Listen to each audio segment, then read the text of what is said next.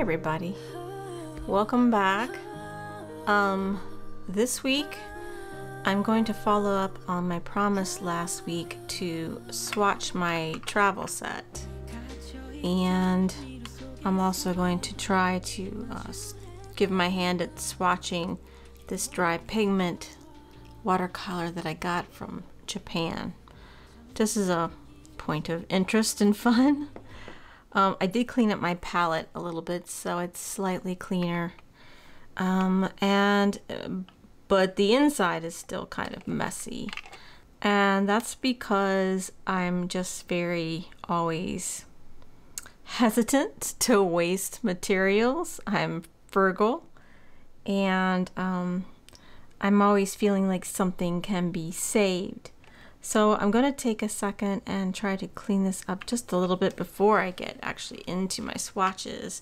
But I got two books I thought I would try. Both of them are Strathmore, but one is the Watercolor series. This is the 400 series watercolor paper Strathmore journal, and this is the landscape version. This is the version that I've been doing some landscapes in recently. Just random things that I had gone out. This was November the 3rd. Actually, this was last year, November 13th, 22. And this was last Thanksgiving in 2022. I don't use this book that much, and I think that's pretty clear. And this was another thing that I got started. I already have something planned for this spot. And then I did these two quick watercolors this year. I was only with in my family home, or with my family, for 3 days this year because of my tight schedule, and so that's why it ended up being only just a couple of things that were super quick, where these I felt like I spent a lot more time just playing around with last year. So anyways, I'm going to do a couple swatches in here, or swatch that box in here, and I'm also going to swatch it, or at least I'm going to swatch part of it in this mixed media, because I'm interested in seeing the difference between the mixed media and the watercolor paper itself. So what I'm going to do is, I've got a couple of filberts here and around, and we're going to start off with that and see how it works out. So that's my plan. So, and also, like I said, I'm going to clean this up just a hair. So actually,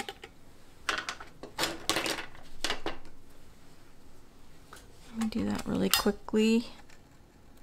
Just get part of my mess out of there.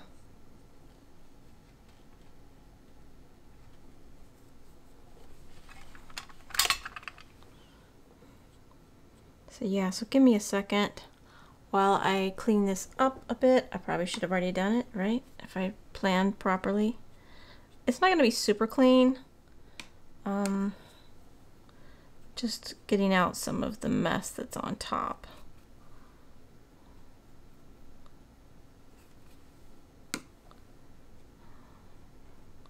That's all I'm doing. They pretty, because of the honey, I think they're kind of sticky.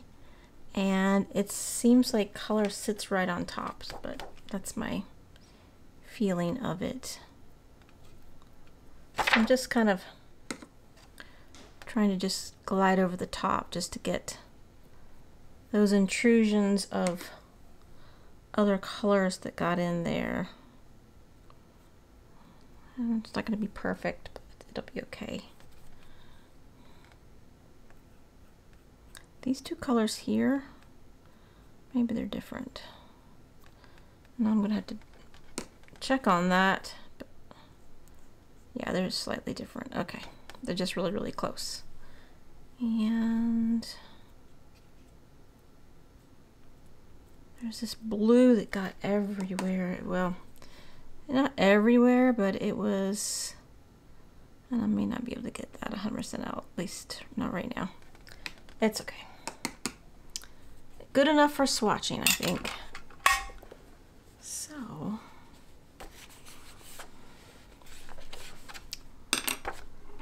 me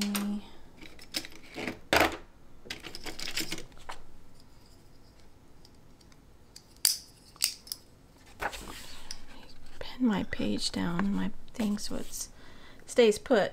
Not that I'm going to be in here very long, but I'm going to test this really quick. Move my matches as well. Okay. Just try the red. I'm just going to try first a few couple of colors. Let's see what I get. So I just want to compare right now. I'm not going to tell you what the colors are right this second. I just want to see, is it even comparable or not? This one's not perfect. This is going to be a little contaminated.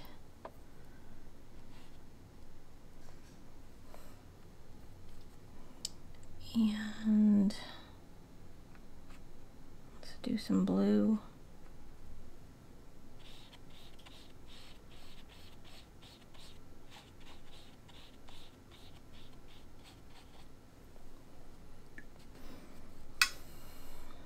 Maybe some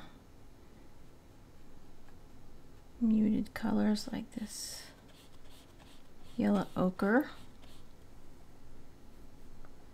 And maybe, let's see, this magenta.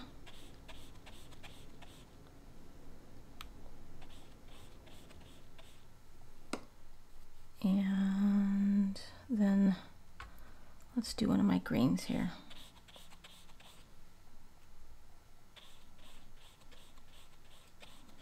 Okay, so while that's drying, I'm going to pop over into the other book and just do a small swatch of those same colors, probably in the back here.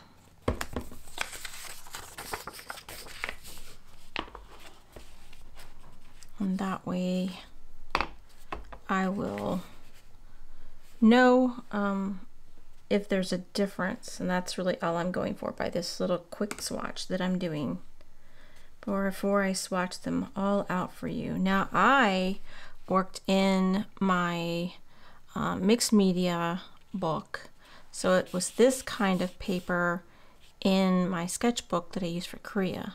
Like I used for most of my sketchbooks. If you saw my sketchbook challenge over the summer. So I just thought I would use official watercolor paper, possibly for my swatches today. Let's see, we did this pretty orange color.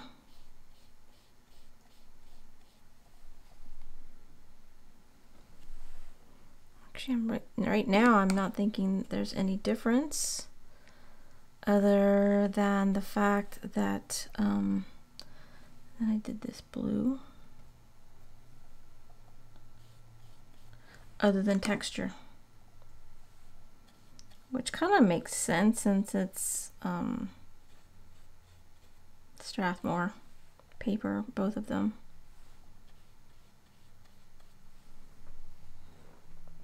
Yeah, there's definitely a drying difference, a pulling difference, possibly because of the cotton and the ability to absorb, and the undulations in the texture of the paper is causing it to look slightly different, but I don't think it compromises or changes the color itself.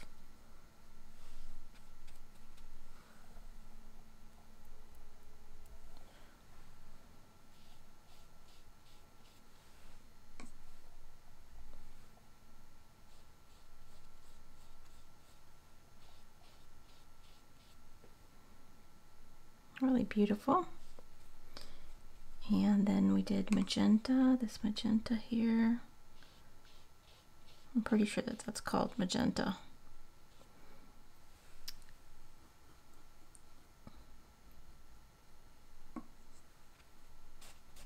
Okay. do this sap green here. I've got this one random hair on this brush that's gone rogue on me.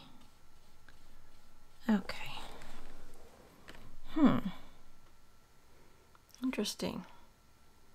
I actually think that with some of these colors, it's more vibrant with the watercolor paper than on the mixed media. That's interesting.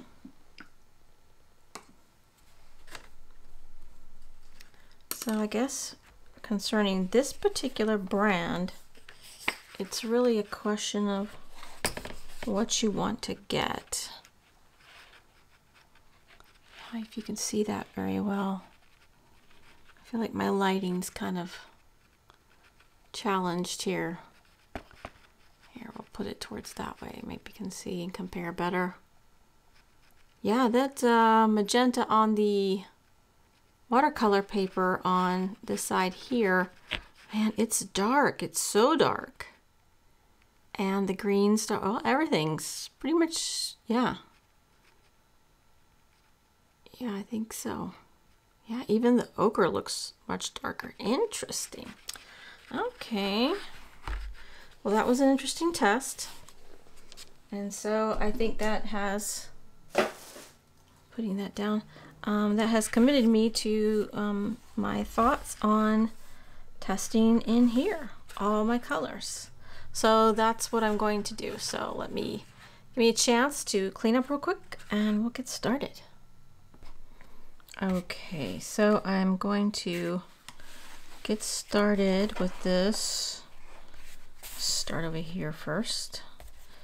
And so my first color, this is M Graham, is actually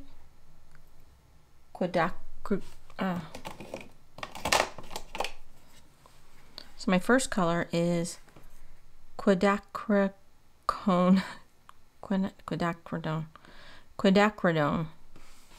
Okay. All right. So getting started now. I'm all set up. I'm actually upgraded my filbert to a larger size. And the very first color is quadacridone rose in M Graham. It's always hard to say that color, so I had to give myself a second of pause to remember how to pronounce it. So let's see how these turn out. Actually, I don't know if I want to use the larger brush or the smaller brush now.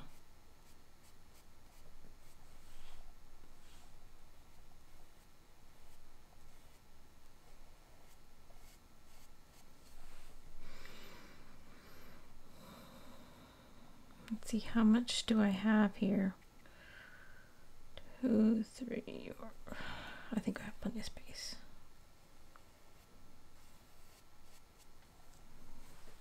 Okay, I probably should have changed out my water too. So actually, let me be back with you in 1 second. Let me do that. Now moving on to the cadmium red light.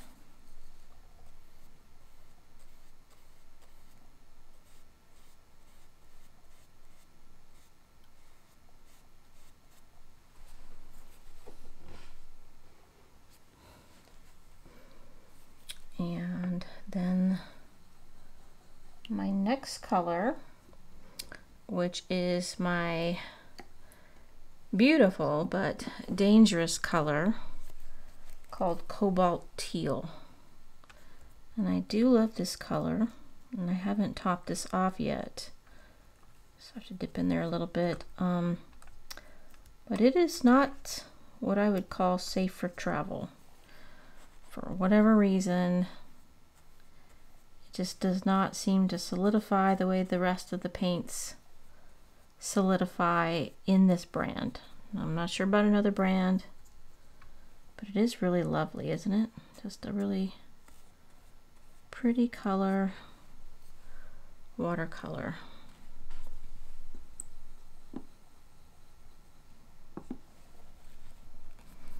Okay. Now then the next one is cobalt blue. Also really, really beautiful color.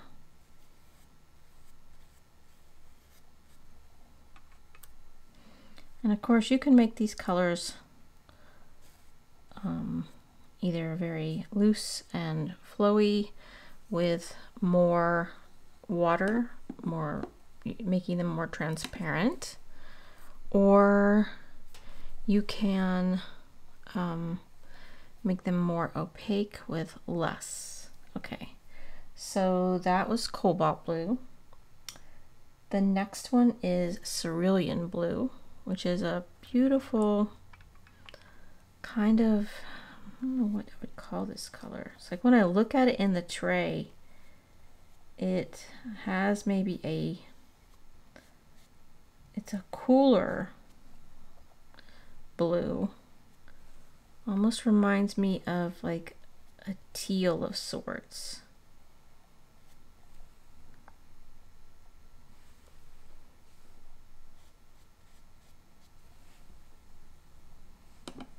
So there's that. And then it's on to ultramarine blue.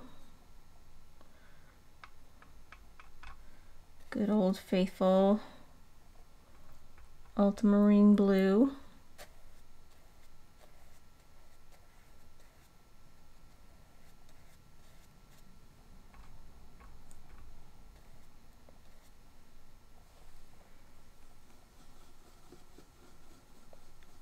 It's funny how quickly the water gets really dirty. And then I just have Payne's Gray. I believe this is Payne's Gray. It's either Payne's Gray or Lamp Black. Actually, I'm thinking that's Lamp Black. That doesn't look like Payne's Gray to me. Now that's Lamp Black for sure. Okay. Then I'm going to hop over to this side because this is the extra stuff I just threw in case I needed extra space and because I wanted to add a couple of extra colors in here. So the next one actually is a Horadam Aquarella watercolor called Indian Yellow. It's really a beautiful color. So, but yeah, Indian Yellow, which I love, especially for fall. I went to this color so much to do all the ginkgo leaves because there's so many ginkgo leaves or ginkgo trees in Korea, and very few maples, oddly, at least not that I was seeing. Like the streets seem to be just packed with ginkgo trees everywhere. And this color really is a lovely color.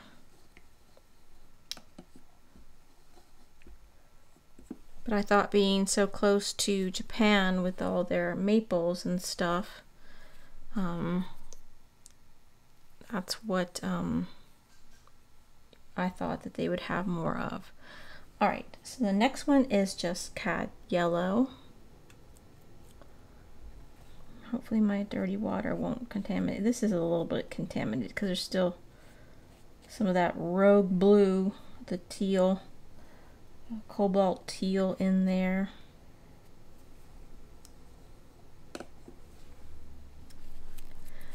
And then I have yellow ochre. Now all the rest of these are back to M Gram. Most of the things in here are M Gram, except for I believe just 2 of the Horadam Aquarella. I Can't really pronounce that really well.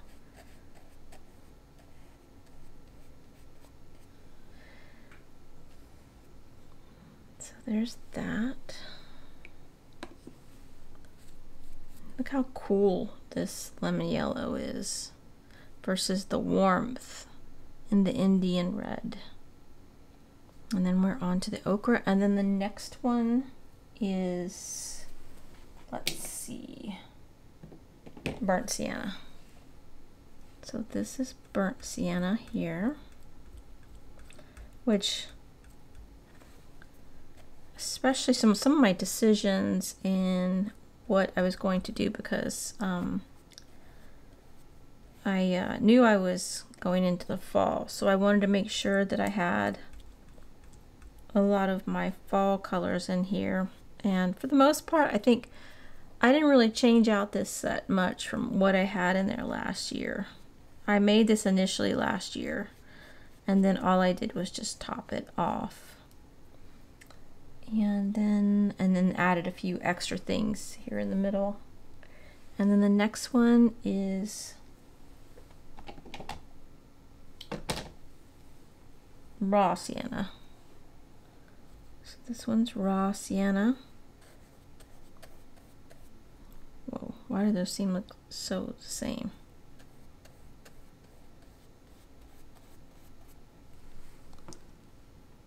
They look the same to you. They don't look the same in the tray. I guess this is slightly more of a browner color, and this has got a touch of more red in it.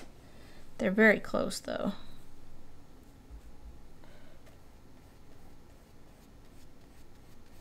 Hopefully I dipped into the right one.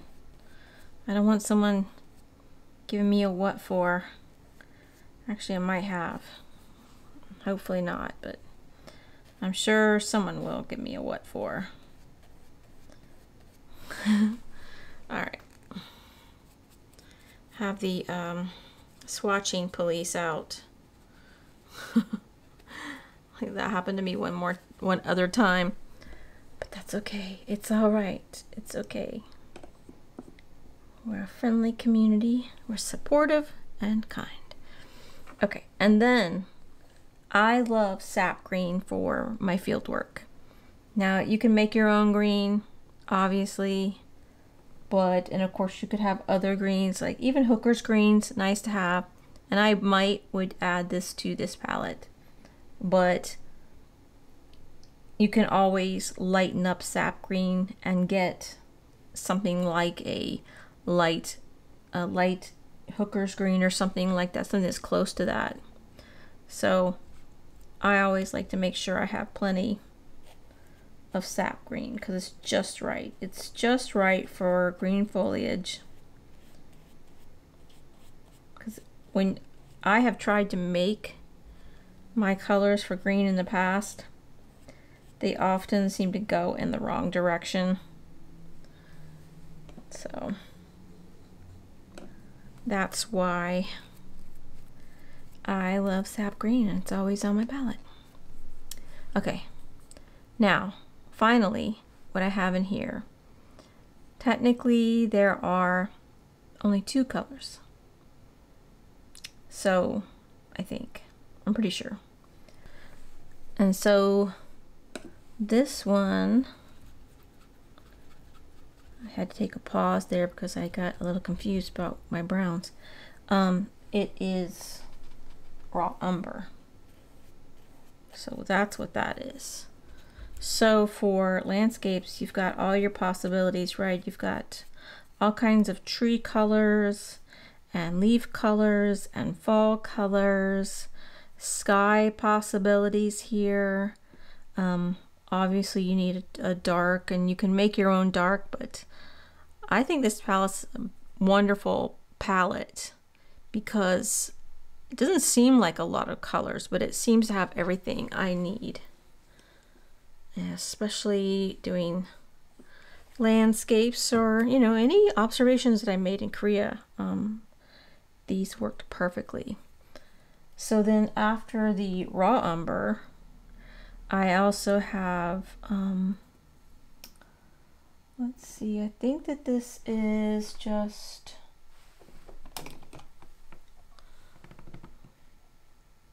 cadmium yellow medium. That's what that is. So this one's cadmium yellow medium. Wanting to make sure these are the things I added on at the end. So this was Hordam, Aquarella again. No, it's not Aquarella. It's just, oh, this is a gouache. I must have added a gouache in there because I like this color so much. So this is technically a gouache, but gouache and watercolor in the same family. It's just that it's more opaque. So I accidentally put a gouache in there, but it's just because I was looking for that color range and I did not have what I needed. So that's technically a gouache. And then the only other color that I have in here is this very deep color, which is not magenta that I thought, but permanent alizarin crimson. So that's what that is.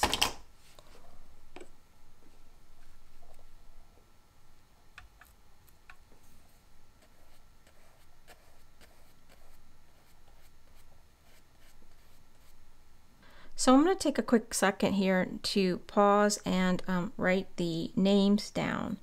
And I think what I'll do is I will post a picture of it in the chat on YouTube so that you can take a look at it yourself if you wanted to make a note of some of these colors. And then we'll hop on to doing some of these other quick swatches, because I don't want the video to get too long, and it may already be getting kind of long. All right, I'll be right back and have this done for you. Okay, so it ended up looking pretty nice. I actually wasn't expecting this to look so attractive, but I think the sheet ended up looking nice. My only problem was I had one little spelling boo-boo. I thought it was Cad Yellow Deep, but it was medium. But they look nice all together, I think.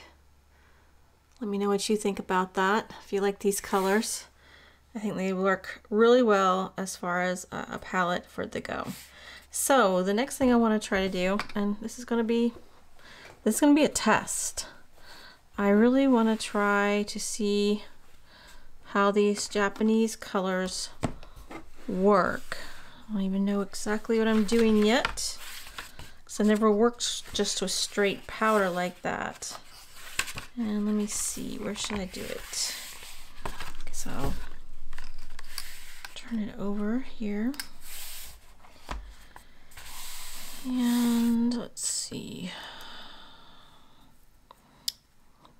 Guess we'll just unscrew a little bit.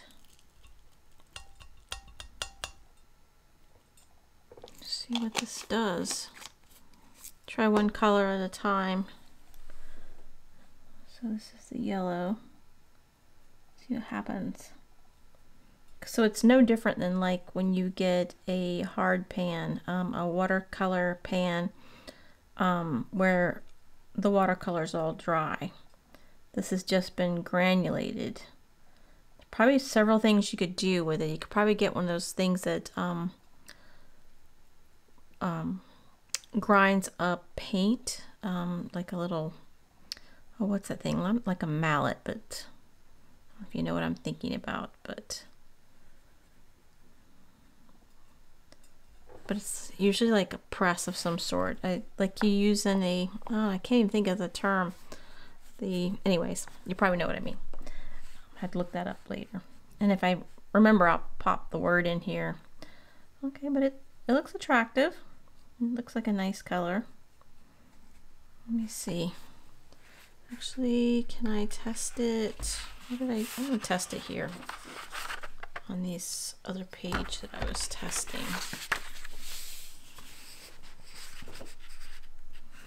Let me actually turn this upside down. That way it's easier to work on too.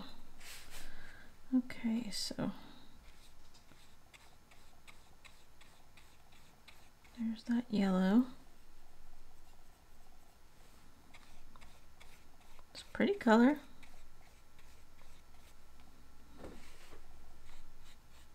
Made it accidentally longer than I meant to. Okay. So there's that color.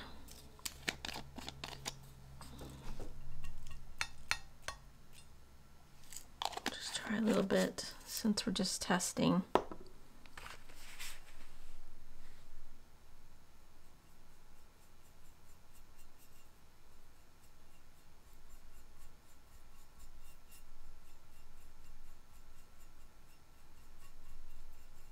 I've never used watercolor like this before. It's actually like, I think each one was like $15, no, less than that, because it's 15 won. And so, I don't know, maybe $12 or so each. That's a lot of paint. Now I wish I'd gotten more colors.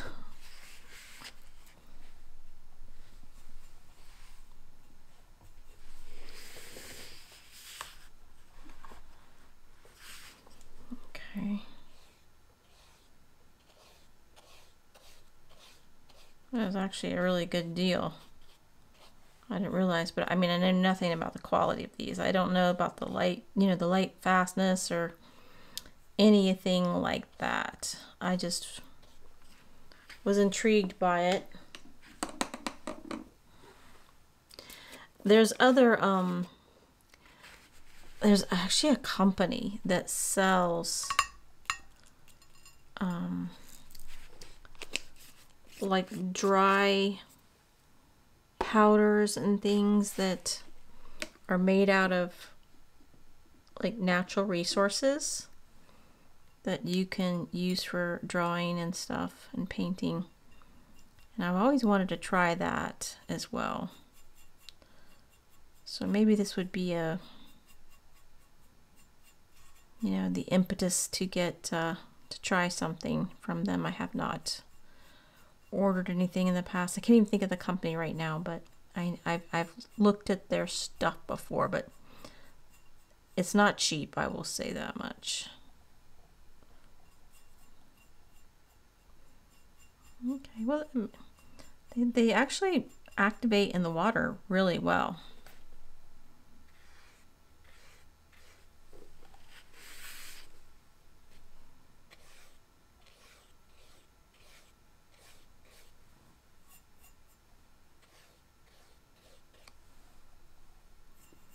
I'm going to try and make it more, it feels more granulated. I'm trying to add some more water to make it, I can feel the granules, like I would say, at least in this particular color. Like it doesn't seem to flow the way some of the other watercolors flowed, like on this page. Even though technically there is a front and back to these pages, it shouldn't have affected it that much, but I feel like they're definitely more granule, but still interesting. I mean, I was told it was watercolor. Actually, it doesn't even say watercolor, so now I'm gonna have to check this out. I'm gonna have to do my translation skills. Juto Chok Ku. Yeah, I'm gonna have to translate some of these words. But that's what he told me it was, but it feels different. Very granular, especially that one. So I want to go back and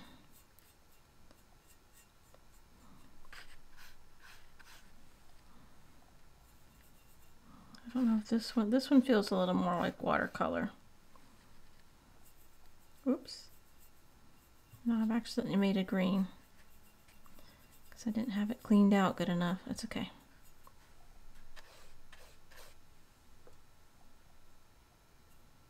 Here, we'll go ahead and combine it a bit more.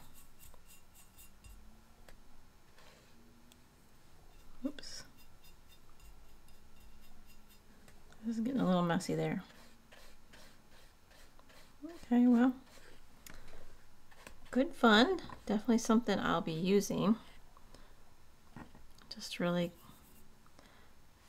got it for the play of it for the most part.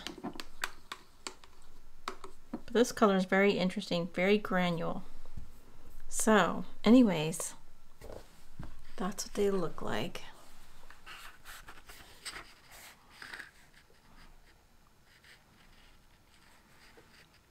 Which color? This is actually a nice color. So that's a nice combination, this yellow and this blue. That green's really a nice green. Like a nice yellow, green, almost like leaf colors. So, pretty interesting. I don't know how I feel like this really covers well though. But that's pretty much all the swatching I'm going to do for today. So I hope that that was helpful. I'm not going to do any more today because I feel like this video could get very long very quick. So I'm going to end it here, and hopefully you found something interesting or helpful. I hope that maybe there's some color on my palette that you might find intriguing, and it might prompt you to either work on your own set or take elements of this that you might like and put it together. So let me know your thoughts in the comments down below, and if you've made it with me all the way to the end of this video, tell me what's your favorite color. Either what's your favorite color on here, or what's your favorite color in general.